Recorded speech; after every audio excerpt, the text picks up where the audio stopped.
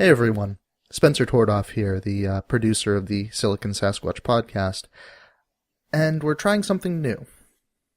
See, as much as I enjoy the roundtable format of podcast, with several panelists and maybe a couple topics, the ultimate fact is, I'm also sick of them. There's hundreds of these podcasts, maybe even thousands, maybe more than that, and they're everywhere. Anybody with a set of microphones can put together one of these things. And while they may have insightful discussions or interesting topics to talk about, they're just at saturation. Who has the time to listen to a full hour of a roundtable discussion? At the same time, I've been thinking of games as art. Because for me, and I'm sure for a lot of you, the debate's already over. We know games are art. There's no question there. We're not still trying to figure it out, because we know that games have a big impact on our lives. They catalyze things, they change things, they make us think about things in a different way. But that doesn't really get talked about. The gaming media, for the most part, just talks about the games themselves, maybe some cosplay or what have you. And admittedly, I've been listening to a lot of programs like This American Life and Radio Lab and The Moth. And so I thought, why not do that here? Why not talk about how games have changed people's lives, have impacted them in some way? Why not stop talking about the games and talk about their significance? Talk about people's stories that resulted from them. I decided to try and put together such a story. A personal one, and we're trying to track down more things in that vein. People's stories about how games caused something to happen in their lives or helped them get through hard times. And we're going to try and make it a regular show. So, welcome to Memory Card. It's our new little experiment, and we hope you like it. Only one story today. It's from me. And it's about something I've talked maybe way too much about in really my life, but I decided to give it a bit of an examination. With that, I give you LAN parties.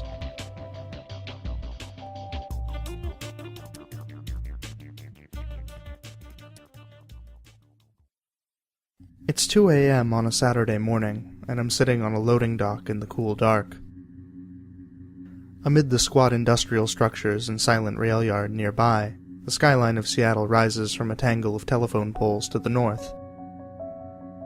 I take a long pull from a can of energy drink, one of the ones with extreme branding and a flavor like transmission fluid. Though I'm not usually a fan of the bile, it does the trick, and after a few moments I buzz and twitch with artificial wakefulness. With one last look at the glittering cityscape, I step back into the concrete warehouse space, lined with folding tables and lit with dozens of monitors. If there's a religion for me in my non-committal style of growing up, it's the LAN party. Tonight is practically Easter. If you're not familiar with the LAN party, or Local Area Network Party, here's a brief primer. Step 1. Get multiple PC gamers into one space with their computers. Step 2. Network the computers. Step 3. Play games. It's a versatile construct, and the specifics can vary from party to party. Xboxes can substitute for computers. The number of participants can range from 2 individuals to 10,000. It can allow all ages or only legal adults. There are larger events with sponsors and tournaments and door prizes. There are smaller events consisting of a few kids around a kitchen counter. And the activities can vary as well. Favored games may include competitive first-person shooters or strategy titles, or can range as far as rhythm and fighting games set up in the corners for those who wish to play. Board games and card games are welcome at some, but frowned upon at others. In short, LAN parties can vary as widely as the social circles that hold them, even if the primary demographic consists of younger white males. My experience with LAN gaming started at the age of 12, before I had an inkling of the greater culture. An awkward, scrawny 7th grader, my lunchtimes had been thrown from the tranquil classrooms of elementary school into the cacophonous hell of a junior high cafeteria. After my first day, sitting alone in what seemed to be a sea of bullies, the very thought of lunch made my preteen stomach quiver with unease. But I found an escape from the barbarism in the gifted and talented classroom. While my mornings were already spent in the class, my friends told me that at lunch, it was a hideaway for our kind, a crowded watering hole of nerds. Chess club kids sequestered themselves by the teacher's desk. Goth geeks used the central tables to play Magic the Gathering.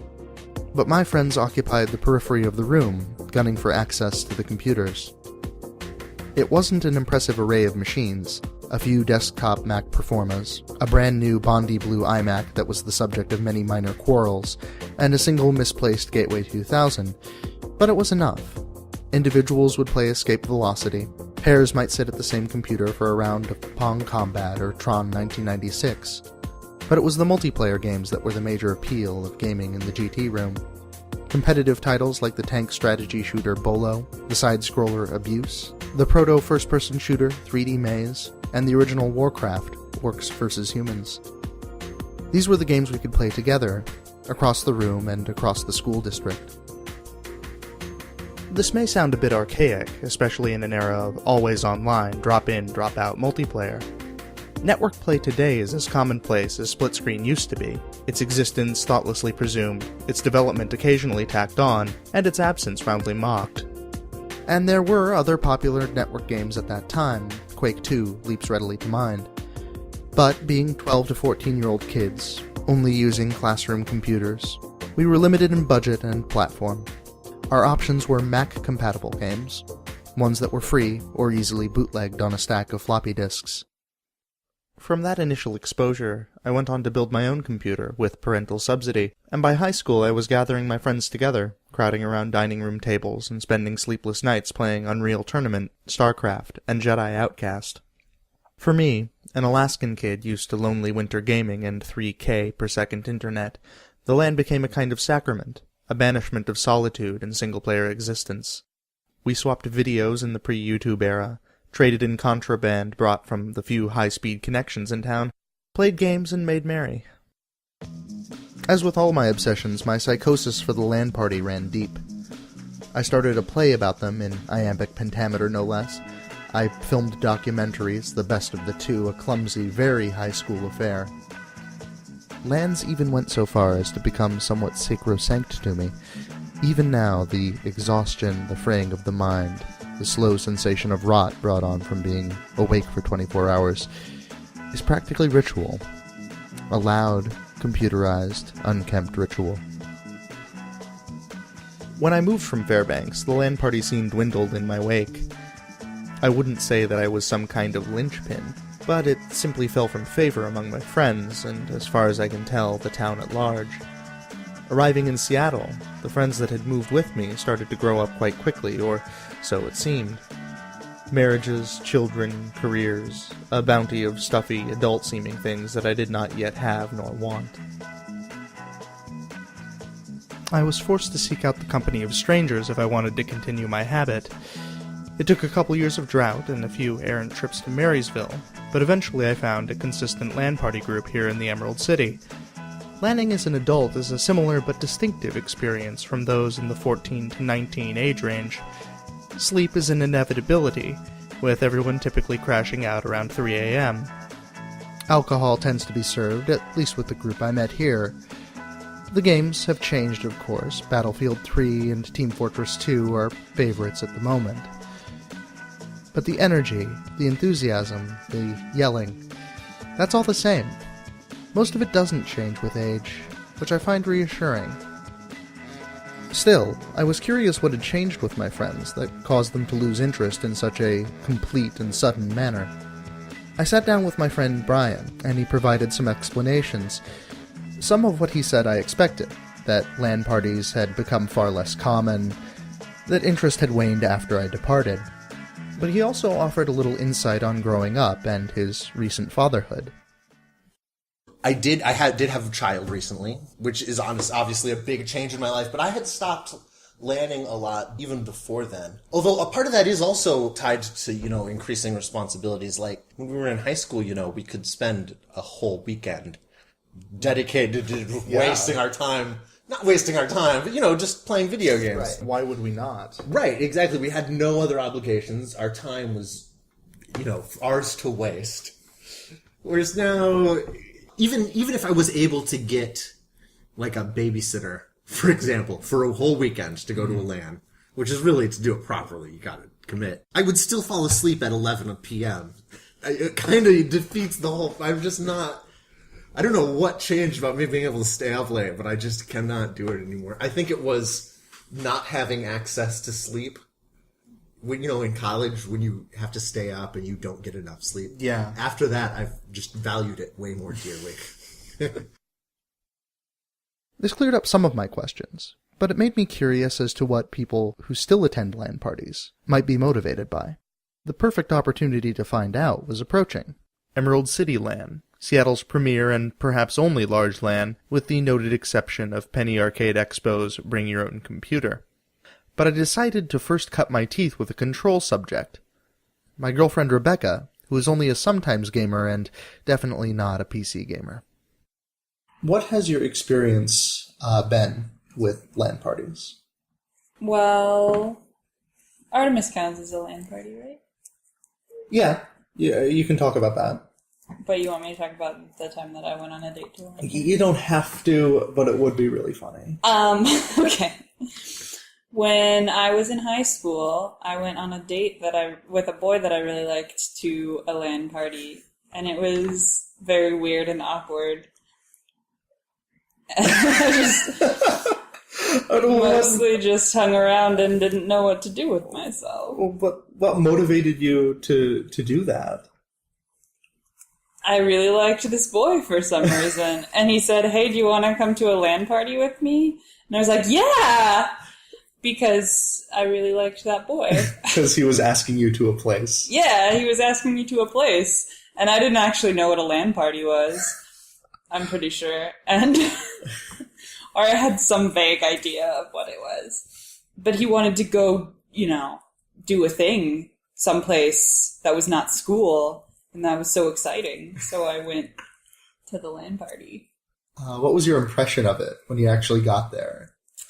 Well, I think it was kind of an atypical LAN party, actually, because it was at the community college, and so there were like gaming rooms, and there were also like there was DDR set up in one of the rooms. Oh, okay, yeah. So there was kind of some more things to do. I don't know. I just mostly felt out of place. I felt like everybody was dressed in anime costumes, and I was not. How long did you stay? I think we stayed for like a couple hours, and then he drove me home. But you still do LAN parties from time to time. From time to time, mm-hmm. We play Artemis Bridge Command. And that's, I think, a more satisfying experience than my high school date experience. Yeah, I would say so. Yes. What's the appeal for you? For me, I am not somebody who really likes video games as a solitary endeavor. They're fun from time to time, but when I really like them is when they are combined with spending time with my friends. So I really like that about it. It's not a game that I would play by myself, but playing with a group of people, we all are yelling at each other and laughing and having fun is why I like it. Finally, it's Friday night.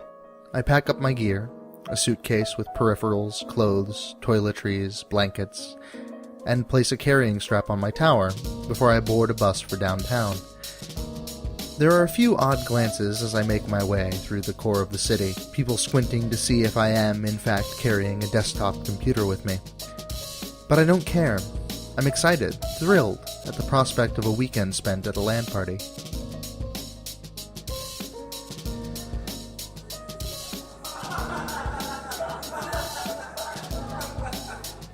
Arriving feels a bit like being welcomed back into the fold, probably because that's precisely what it is. LANers are not particularly tight-knit, but one runs into a lot of the same people. In this case, it's a lot of those people, plus my regular crew, the people I see on a monthly or bi-monthly basis. In the 1995 classic of bad cinema, Hackers, it said that you don't have an identity until you have a handle. At a LAN party, you don't really have any other identity. Among these men and women, I am known as Oz. My real name is never said, or even mentioned. Through a series of greetings, made up mostly of yelling and swears, I make my way to my assigned seat and assemble my rig.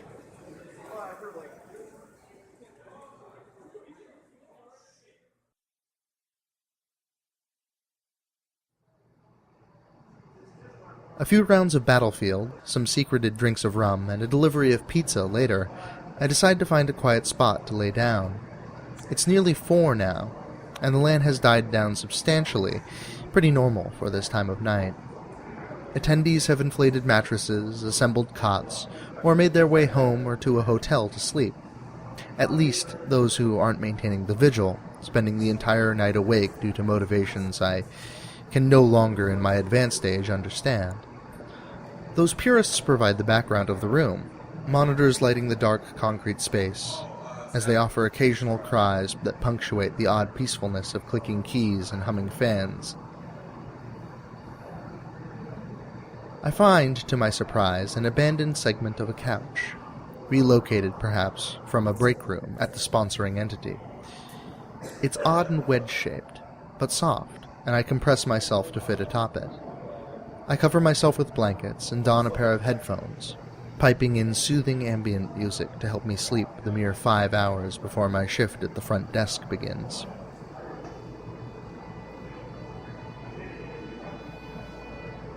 LAN sleep is, to me, extremely satisfying. It is craved with a desperate fervor when one is already ragged from substances and stresses all self-inflicted. This batch doesn't disappoint.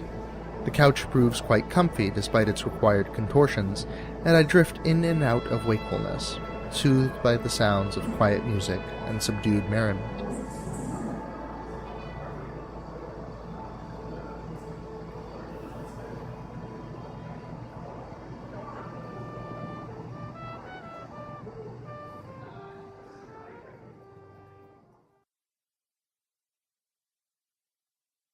Shrill, loud beeping in my ears summons me to consciousness, and I stir heavily from my sleep. My shift starts in a half hour, and while the duties aren't too demanding, I will be freeing someone else to get some rest. I brush my teeth, throw on some deodorant, and forage a meager breakfast from the staff supplies, a bulk-packaged muffin, and a can of the recovery energy drink variant. The early dawn at a LAN is perhaps the calmest stretch.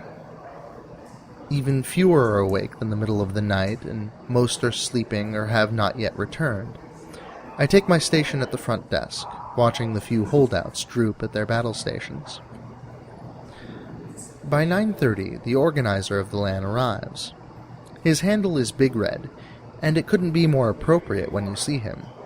A mountain of a man, nearly 7 foot tall, with blaring ginger hair. He, with his girlfriend Kekia, drag a pair of folding tables to the front of the hall by the stage, and cover them in an assortment of donuts, canned energy drinks, and fresh coffee, all provided by sponsors. Red grabs the microphone, and with a good morning on the PA, announces that breakfast is served. Good morning.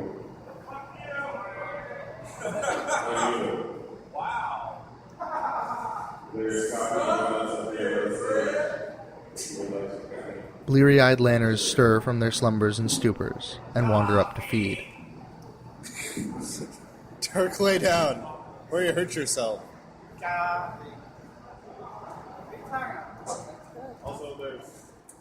There's a natural wax and wane to the flow of LAN parties.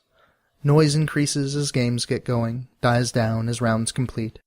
Certain groups will switch to file sharing and go quiet from time to time. At one point, I had to take about an hour's break, as my network connection was loaded to capacity, serving up copies of Whose Line Is It Anyway and the MechWarrior 2 trilogy. While I wait, I sit down for a couple rounds of a card game, first with a friend and then with some other attendees I don't know who wandered by and saw us playing. After the game, I move around the room and collect a few interviews, before it's time for one of the event's contests, Hard Drive Shuffleboard. Large-scale LAN parties tend to have prizes, and Emerald City LAN is no exception. Many of the attendees line up, hoping to slide a derelict hard drive with enough skill to win a new solid-state replacement. I position myself to the side and observe.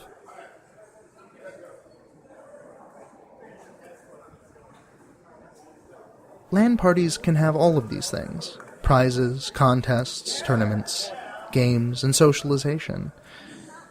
This variation is what keeps them fresh, entertaining. While moments ago I was asking people for their views and comments, and before that firing virtual guns at enemies surrounding me in the room, now I am an eager spectator of what might be the most intense round of shuffleboard I've ever seen. There's a beauty to that, no matter how misunderstood it may be by outsiders.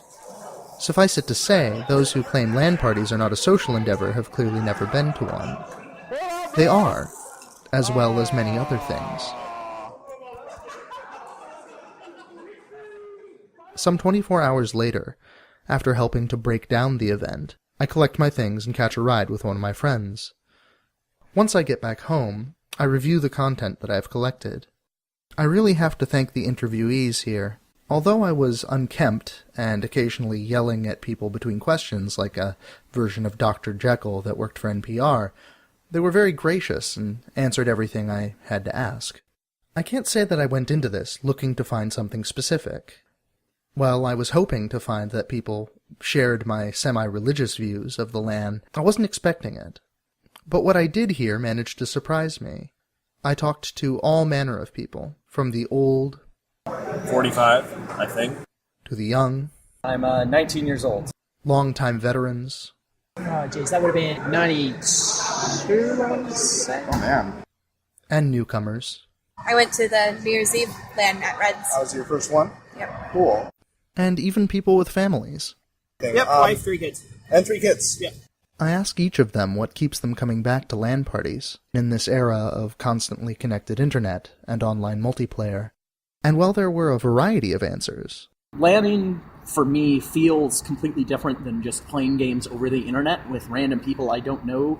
The social, because it's awesome to hang out with people who like games, as well as some games you can't really play just by yourself. It's fun to see other people trying new games and showing off new technology and stuff, so you can see what other people are using and get a feel for what's out there in the market today.